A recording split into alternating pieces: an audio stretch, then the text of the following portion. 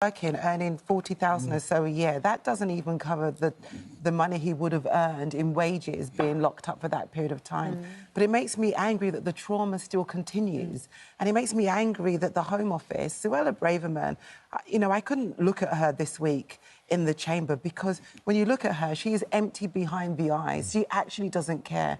And what needs to happen is that this compensation scheme needs to be taken out of the Home Office and given to an independent organisation that cares and has empathy, because this will not work. Anybody with a heart would not hear Anthony's story and say, OK, we'll still keep him hanging on.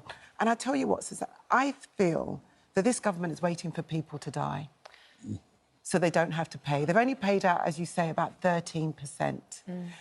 And they're patting themselves on the back. They don't really want to pay out compensation. They don't want to take responsibility. They want people to die so they don't have to pay out. They will argue that they've offered more than that, but there are some victims who have turned down that compensation. They haven't settled the compensation claim, but they will say 13% has been settled, and they have tried to give more compensation. But if you compare what they're offering to other schemes, like from the Vibration White Finger compensation scheme, or from other schemes where they look at, like, injury, employment loss, it's minute ridiculous. Compared to what... So why is it that, again, the Windrush generation especially are treated in an inferior manner to other compensation schemes? Why is that? Why is that differential treatment? Why are they compounding the hurt? That's interesting. So you mentioned industrial injury compensation schemes. Yeah.